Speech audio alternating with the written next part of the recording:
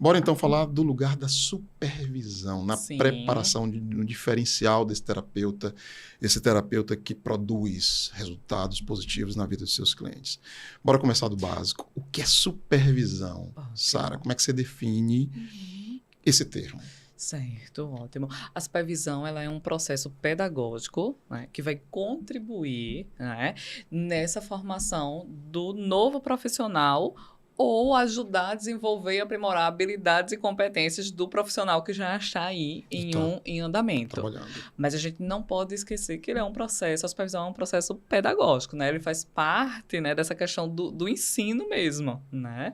Então, e é um processo. Né? Então, acho que a gente vai pensar nisso. É um processo pedagógico onde eu vou ajudar aquele novo profissional a desenvolver novas habilidades e competências necessárias, ou o profissional que já está encaminhado a desenvolver novas ou aprimorar essas competências e habilidades. Se a gente for dar essa resumida e essa definida. Sim, assim, introdutoriamente. Isso. Né? Uhum. Veja, tem essa relação. Obviamente tem que ser entre um profissional mais maduro, maduro não... Mais experiente, no caso. Experiente, melhor dizendo, né? Maduro não em termos cronológicos, mais experiente e um menos, né? Sim. Como é a supervisão, ela tem um caráter formal? Como é que, por exemplo, eu estou começando agora na minha área, como é que eu faço para encontrar um supervisor, uma supervisora, Legal. bom terapeuta? Como é que eu faço na prática? Isso é importante. A gente vai, sim, pensar, se é um processo de ensino, a gente vai querer alguém que saiba mais que a gente, Claro. Né? Então, acho que a gente pode partir daí. Qual é o profissional que é referência para mim, né? E que ele tem uma expertise maior que a minha, né? E que eu posso buscar essa compreensão. O que a gente não pode ficar é só nisso, né? Além dessa expertise desse profissional, precisa também existir uma capacidade, uma habilidade, bem melhor dizendo, né? Uma habilidade de ensino. Porque eu posso ser uma ótima profissional, mas eu posso não saber ensinar bem. Eu não posso ter as estratégias pedagógicas, as ferramentas necessárias para ensinar. Então, precisa ter esses dois pontos aí juntinhos, né? Eu preciso ter uma expertise, né? Uma bagagem teórica, prática, mas eu também preciso saber passar aquilo, né? Que aí esse é o grande X da questão, né? Hoje em supervisão, né? Até teoricamente, de fato, teoricamente falando. Como muitas vezes o modelo tradicional era só baseado nisto, só na expertise desse profissional supervisor, e aí acabava esquecendo, né, e que hoje esse modelo ainda se perpetua, acabava esquecendo esses outros pontos do profissional saber também ter essas estratégias, né, pedagógicas, de ter uma empatia, né, de ter uma postura de supervisor também diferenciada, não apenas numa posição de eu sei de tudo e eu vou te dizer o que você vai fazer e tchau. E aí esse é um modelo mais antigo, digamos assim, de supervisão, né? A gente hoje quer aprimorar cada vez mais esse modelo.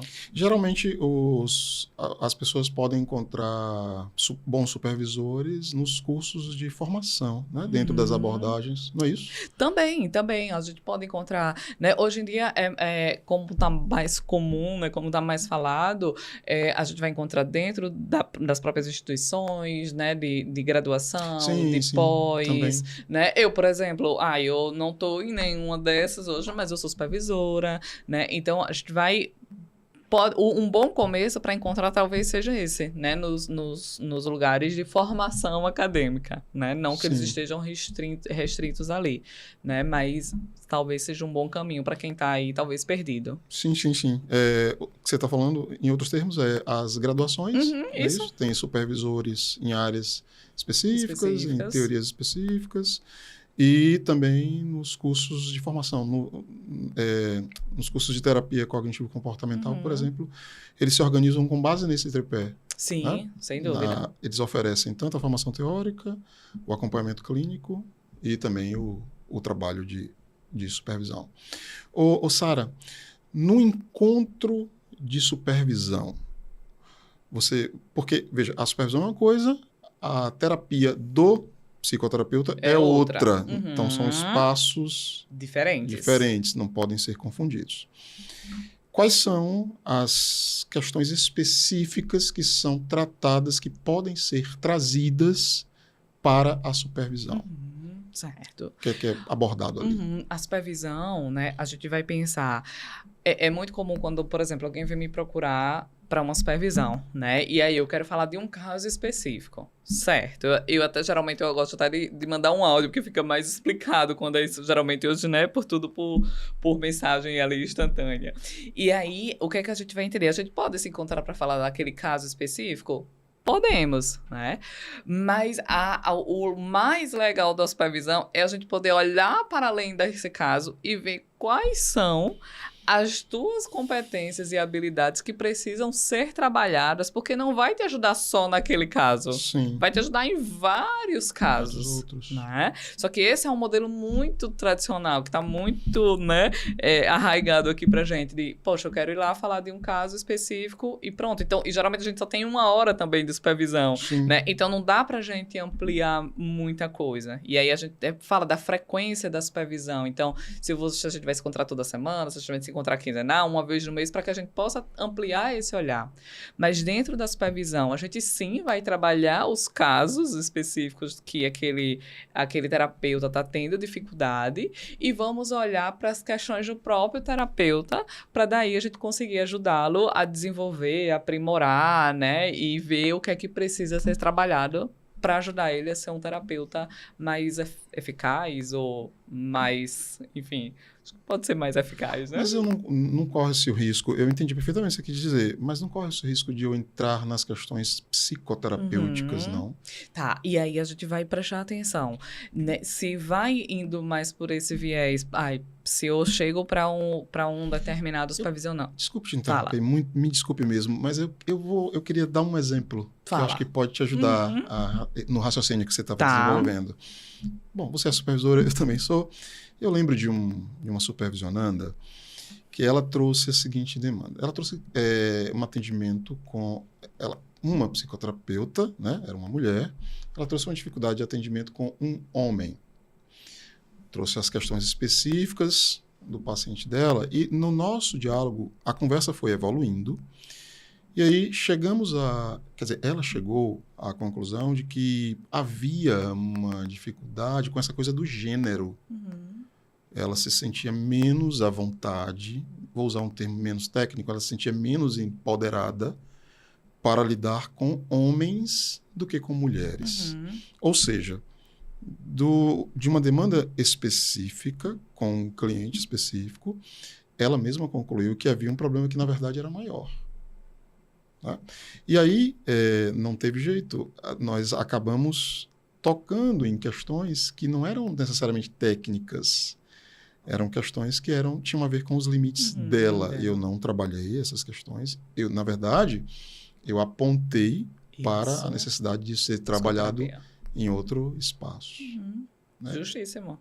É bem isso, né? E o exemplo que eu ia te dar era mais ou menos nesse sentido, de que se eu estou ali com o supervisionando e, por exemplo, ele traz as crenças dele de fracasso, esse paciente me ativa, né? Como a gente fala na TCC, ativa minhas questões meus esquemas de fracasso, minhas crenças de não vou dar conta, não sou bom o suficiente, né? A gente vai, sim, né, apontar isso e o quanto isso está interferindo nas intervenções que poderiam ser feitas, né? Mas o quanto também... E claro, vai embasar ela, né? Esse supervisionando no que a gente pode ali dentro da supervisão, mas sim vai indicar, né? Ou sugerir, trabalha esse ponto aqui na tua psicoterapia, né? Então, tem essa diferença, porque a supervisão, ela é um processo pedagógico, né? E a supervisão não, e a psicoterapia não. Então, acho que é importante a gente encontrar, não que o supervisor não possa, como você fez, apontar, né? Sim. Mostrar, tipo, parece que a necessidade. Tem uma questão aqui que é mais tua, né? Mais pessoal, das tuas crenças, do teu funcionamento, então precisa ser trabalhado em outro campo. Além da discussão de casos, isso aparece demais, né?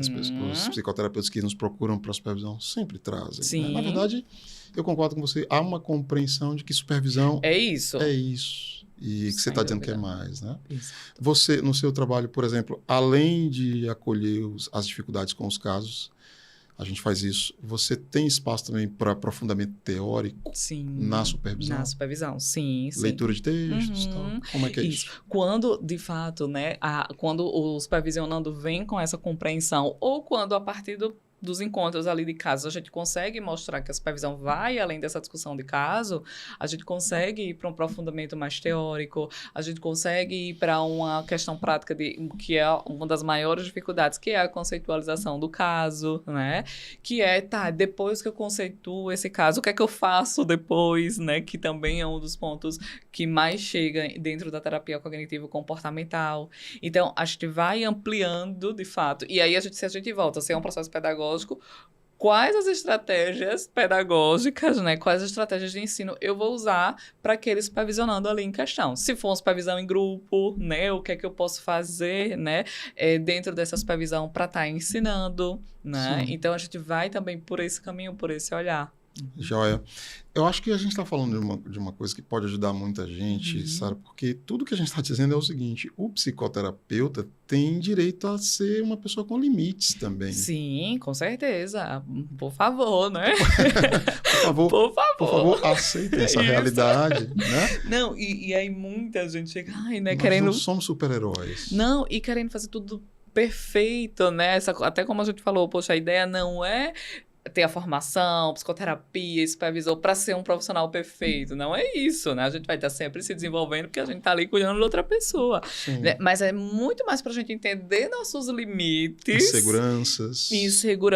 E saber dizer, eu posso ir até aqui. A partir daqui eu não posso. E aí não tem problema nenhum a gente encaminhar um paciente, não tem problema nenhum a gente perceber que aquele não é um momento, né, que está dando para eu atender aquele caso, né? Então, é importante a gente ter essa ciência e essa aceitação, né? Do tipo, por favor, vamos perceber nossos limites e aceitá-los. Ao mesmo tempo que esses limites não precisam necessariamente ser bloqueios. Sim.